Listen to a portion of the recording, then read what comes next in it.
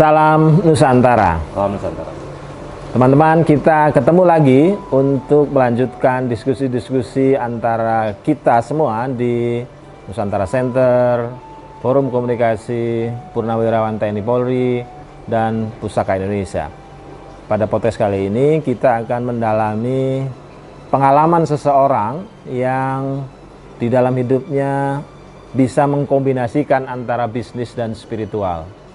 Tentu tidak menarik karena tidak banyak orang bisa mengendalikan nafsu serakahnya sebagaimana yang sering diusapkan dan disampaikan oleh Pak Setio selaku guru di Pusaka Indonesia, serta keinginannya untuk bersifat dan berlaku adil terhadap sekitarnya.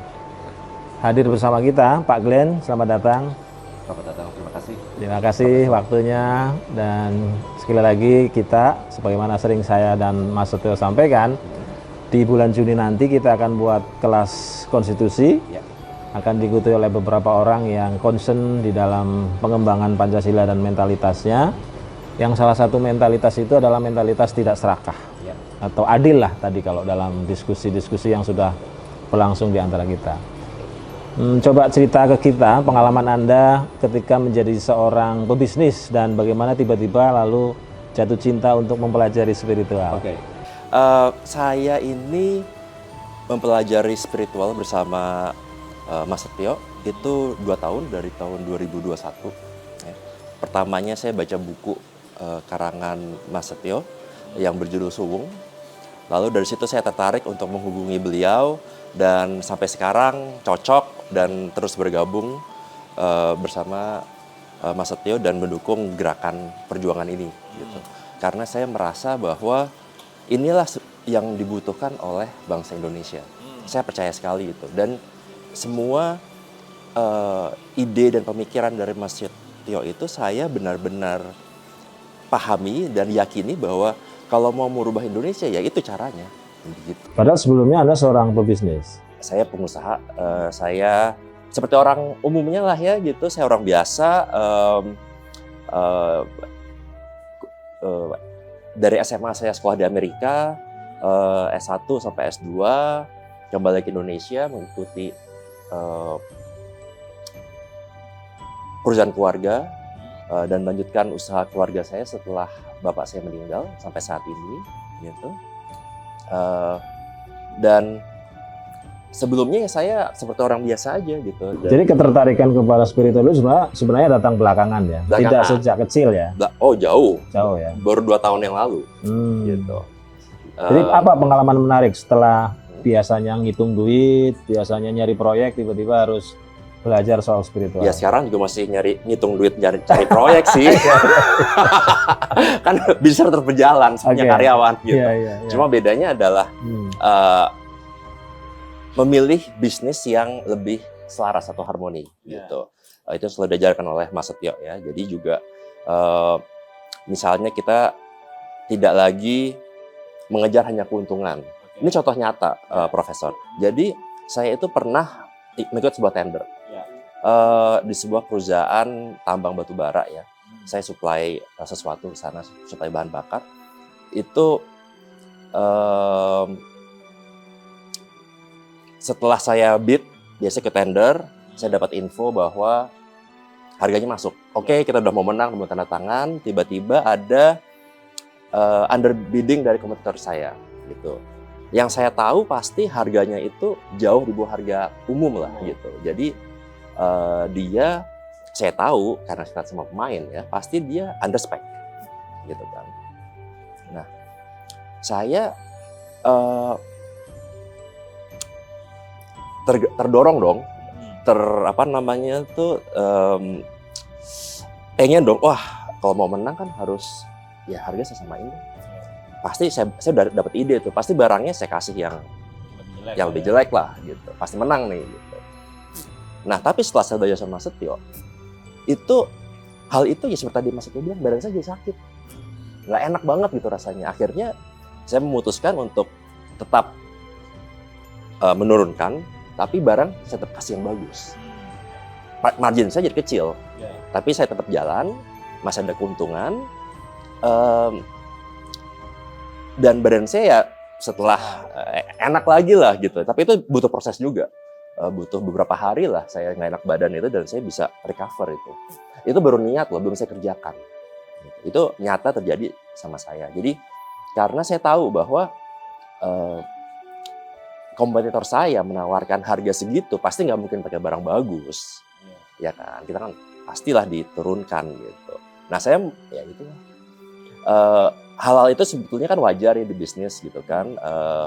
Tapi dalam proses spiritualitas dan keadilan dan menjalankan bisnis yang tulus dan jujur itu tidak mungkin kita jalankan lagi gitu. Itu baru contoh kecil yang saya alami ya, itu di tahun 2022.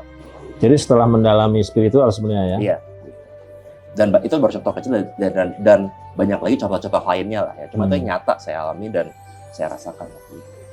Kalau boleh tahu setelah mendalami dan mempraktekkan spiritual itu bisnisnya tetap lancar atau malah makin besar? Bisnis jalan bagus ya, atau tantangan COVID ya 2021-2022. Saya punya pabrik spare part alat berat ya, di Kalimantan. Itu dalam 2 tahun terakhir malah kita bangun pabrik baru. Oh ya. Karyawan kita menambah, sales kita mungkin sangat hampir double kayak dari tahun 2020 ya. Justru meningkat ya? Iya, tentu seiring dengan batu bara juga lagi bagus ya tahun ini ya, beberapa tahun terakhir ya. Itu juga salah satu dari itulah. Itu saya berada dalam industri yang tepat juga sih. Jadi sebenarnya anggapan orang bahwa pebisnis itu berspiritual akan mati nggak terjadi itu jauh sekali. Karena dengan berspiritualitas yang tepat, kita bisa tahu mana proyek yang cocok untuk kita, bisnis yang cocok untuk kita, mana yang boleh kita ambil, mana yang tidak, yang istilahnya itu bukan jatah kita lah, ini jatah orang lain gitu. Kayak misalnya kan kalau mungkin profesor di dunia pendidikan kan tahu, oh ini jabatan ini bukan bagian saya lah, ini yang lain aja kan, udah ada hitung-hitungannya sendiri kan. Saya ngambil yang ini aja, tugas saya emang di sini. Itu porsi-porsinya tuh akan sangat jelas yang kita tahu gitu. Jadi spiritual itu membimbing Anda supaya tidak serakah tentu saja. Tidak serakah, meluluhkan ego, dan membuat semua itu dikerjakan dengan sepenuh hati dan dengan sukacita sih. Dan sebenarnya itu menarik karena kan kalau kan biasanya orang yang tidak punya ego itu dianggap tidak bisa bisnis. Nah itu memang konsepsi yang salah sih kalau menurut saya ya. Karena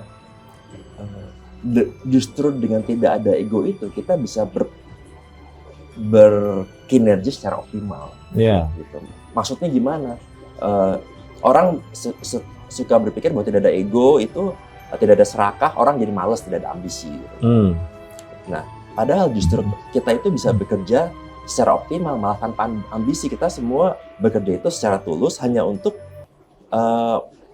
kepentingan orang banyak lah kasarnya gitu. Kayak saya bekerja, berkarya untuk mensupport klien saya secara totalitas, memberikan service yang terbaik dan produk yang terbaik untuk klien saya. Saya nggak mungkin lagi under spec misalnya gitu kan.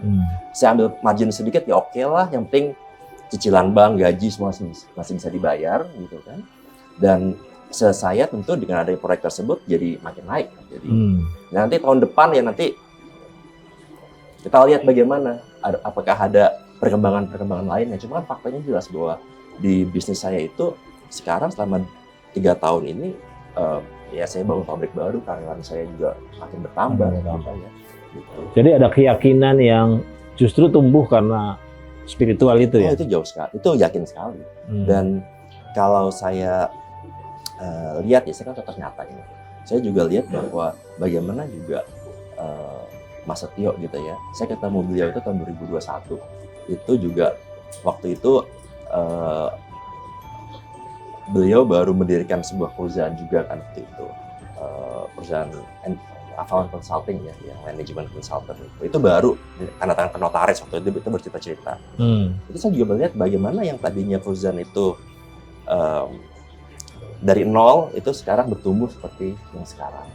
Bagaimana dalam 2 tahun ini lembaga-lembaga yang dipimpin oleh Mas Setio itu juga bertumbuh gitu ya, banyak semakin banyak pengikutnya, Hmm. semakin kualitas dari pengajaran maupun dari Kegiatannya. kegiatannya juga jauh sekali Meningkat. dengan 2 tahun yang lalu. Oke. Jadi itu saya juga melihat bahwa yang diajarkan itu dan prakteknya itu nyata gitu, bahwa telah terjadi pertumbuhan yang secara material terlihat gitu. Bukan cuma kita cuma wacana-wacana saja gitu. Itu sih. Kalau dalam soal implementasi, apa yang Anda lakukan di dalam bisnis itu? Misalnya kalau maksudnya mengajarkan kita harus hening cipta misalnya, atau mengajarkan welas asih, atau mengajarkan keadilan kepada karyawan. Gitu. Anda mempraktekkan itu dalam seperti apa? Kalau nomor satu pasti saya itu lebih care terhadap karyawan saya gitu. Itu nyata lah saya rasakan gitu. Kalau tadinya itu kan karyawan cuek, bukan cuek lah, ya seperlunya. Seperlu dalam arti ya 9 to 5, mereka melakukan tugasnya, saya gaji, gitu kan, gitu. Dan itu sebelum kenal spiritual lah ya? Itu sebenarnya wajar lah, very corporate lah gitu kan. Gitu. Kalau sekarang saya benar ya saya merasakan jauh lebih peduli tentang mereka gitu jadinya. Kalau kinerja mereka berkurang ada apa gitu kan. Terus misalnya ada mereka ada kesulitan ini itu keluarga atau apa gitu, itu saya lebih care, gitu. lebih ingin ngerti lah lebih ingin ngerti gitu. Itu sih. Kalau dulu kan ya very itu aja lah gitu. Normatif lah istilahnya gitu ya. Kalau soal gaji setelah belajar spiritual gimana? Nah itu uniknya juga sih. Jadi kalau gaji tentu selama tantangan tahun 2021 sampai sekarang itu kan banyak tantangan COVID dan lain-lain ya itu ya, pandemi dan segala macam. Tentu ada yang naik, ada yang sama, dan ada juga yang keluar. Gitu. Dan dengan spiritualitas ini itu saya merasakan sendiri di perusahaan saya, orang-orang yang tadinya kinerja kurang bagus itu keluar sendiri. Bukan saya pecat, tapi mereka memilih keluar, mengundurkan diri karena tidak bisa lagi kerja dengan saya gitu.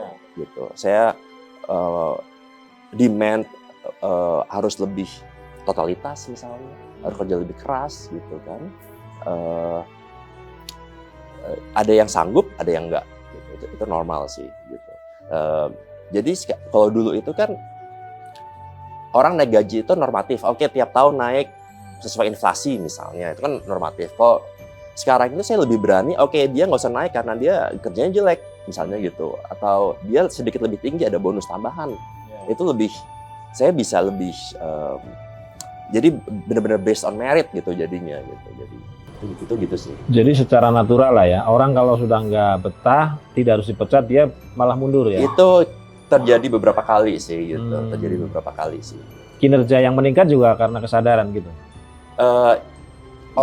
Jadi orang kalau kerja sama saya itu justru mereka benar-benar totalitas. Jadi mereka tahu bahwa happy dan punya tanggung jawab yang sebenar-benarnya, dan yang saya kaget itu kadang-kadang orang yang baru yang justru tahan. Ada beberapa orang yang lama yang udah ikut sama bapak saya udah berapa puluh tahun kerja malah nggak tahan. Iya, malah keluar gitu. Karena udah terlalu nyaman. Saya juga senior, saya juga nggak, kalau andai kata ngasih tahu kan jadi agak sungkan, kan udah lebih tua dari saya kan betul, gitu. Betul.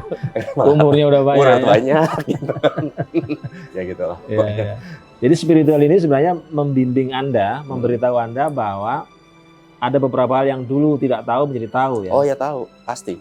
Dan itu yang saya rasakan buat saya, itu memberikan makna hidup buat saya gitu. Maksudnya apa? Saya sering cerita sama teman-teman dan Mas Setio gitu ya, bahwa ya dulu saya orang normal, jadi semua udah punya gitu kan. Saya materi tidak cukup, mungkin berlebih gitu. Cuma saya merasakan kehampaan, saya nggak bahagia gitu. Bukan nggak bahagia dalam arti sedih, tapi ya hidup mau ngapain lagi sih gitu. Tiap tahun liburan misalnya, atau beli mobil baru misalnya, atau beli baju baru, jalan-jalan ini, ke Eropa gitu, udah biasa. Tahun ini gitu, makan makanan enak, ke restoran mahal atau apa, kan udah emang hidup gini doang gitu, apalagi nih harus dicari dalam hidup gitu. Nah, justru dalam spiritualitas itu saya belajar, ternyata tujuan hidup itu seperti ini loh gitu. Jalan hidup itu tidak hanya menikmati hidup buat orang yang sudah bisa menikmati hidup gitu. Karena saya waktu itu saya kan dalam posisi tidak harus kerja 9 to 5 lagi, Pak. Saya kan bisa banyak yang sudah jalan sendiri, bisa kontrol lewat WhatsApp, email dan segala macam. Saya bisa ya kasarnya mau jalan-jalan juga bisa gitu kan, jalan-jalan mau ke sini, mau ke situ, mau pokoknya sistemnya udah jalan lah ya. Jalan ya gitu. Kecuali kalau ada keputusan penting yang kita harus upgrading dan segala macam, mungkin saya proyek baru saya harus ikut lah. Cuma kalau udah kayak menangin tender misalnya kan saya harus ikut tuh. Tapi kita udah menang kan ada tim yang jalanin sendiri kan gitu. Gitu. Jadi itu memberikan makna buat saya gitu. Gitu sih. Jadi makna hidup itu justru didapatkan setelah mendalami, mengikuti kelas-kelas spiritual. Oh iya, pasti itu. Buat saya sih begitu banget. Dan saya ingin, kenapa saya begitu mendukung pergerakannya Mas Setio ini, karena saya ingin berbagi pada orang lain juga bahwa ini loh tujuan hidup sebenarnya. Gitu. Kalau kelas-kelas ini dikembangkan nggak di perusahaan? Misalnya sekali waktu mereka diajak hening, diajak berpikir soal keadilan kemanusiaan itu dikerjakan nggak di corporate? Lebih ke bantuan aja ya, tapi belum secara umum. Oh, jadi belum menjadi program perusahaan? Belum menjadi program perusahaan. Tapi satu persatu diajak ngobrol gitu? Iya, jadi maksudnya itu bukan kelas secara formal hening ya, tapi bahwa kita harus totalitas dalam bekerja, kita harus adil, tidak boleh lagi yang underspec gitu, harus tetap, maksudnya customer itu juga harus kita utamakan. Hal yang seperti itulah yang lebih berbau nilai-nilai ya? Iya, lebih berbau normal gitu jadinya gitu. Jadi nilai-nilai itu sebenarnya sudah di-influence-kan kepada karyawan yang lain, nilai-nilainya. Karena tentu kan kita juga ada lembaga yang Avalon Consulting itu ya, nanti kalau mereka akan membuat kelas-kelas yang menerapkan itu kepada korporasi pasti akan saya ikutin gitu. Cuma secara formal belum, karena kan keyakinan orang banyak kan, dan beda-beda gitu. Jadi saya juga lagi masih mencari bagaimana menempatkan itu biar mereka nggak kaget lah gitu. Cuma kalau nilai-nilainya saja sih yang saya terapkan kepada semuanya sih. Sebelum kita akhiri, coba apa cita-cita yang ingin sekali dikerjakan tetapi belum sempat dikerjakan sampai hari ini? Keinginan ya? Yang ingin sekali, kan banyak orang misalnya, aku pingin sekali jalan-jalan ke Eropa, atau aku pingin sekali bangun gereja. Gitu. Oh, waduh. Kalau apa kira-kira? Ya kalau aku sih, keinginan aku sih sekarang, ya kalau sejujurnya saya ingin membuat orang itu lebih sadar akan tujuan hidup mereka, berkesadaran murni, dan itu bisa saya lakukan dengan saya mensupport pergerakan Persaudaraan Matahari dan kegiatan yang Mas Setio sih. Itu saat ini sih itu aja sih. Kalau yang materi-materi menurut saya sih udah selesai oke lah gitu kan, gitu. Udah cukup lah. Gitu. Ya, terima kasih Pak Glenn. Ini perbincangan yang luar biasa karena sekali lagi dalam suasana materialisme yang luar biasa, suasana kapitalisme yang luar biasa, terjangan ilmu-ilmu non spiritual yang luar biasa, ternyata di antara kita ketemulah pengusaha, ketemulah pebisnis yang justru mencoba balik arah tanpa meninggalkan dunia usaha, tanpa meninggalkan dunia bisnis. Tentu saja ini adalah implementasi dari cara dia dan teman-temannya di Persaudaraan Matahari, di Lembaga Pusaka Indonesia untuk menginternalisasi nilai-nilai Pancasila, nilai-nilai konstitusi. Tentu saja teman-teman bisa nanti berhubungan dengan Pak Glenn secara langsung maupun tidak langsung lewat WhatsApp, lewat nomor telepon dan sebagainya untuk lebih tahu bagaimana sih cara mengelola usaha, unit-unit bisnis supaya lebih ketemu hati dan ketemu nilainya. Kita akan ketemu pada diskusi-diskusi dengan tema yang lain pada podcast-podcast berikutnya. Saya Yudi Haryono mengucapkan terima kasih dan salam Nusantara. Salam Nusantara.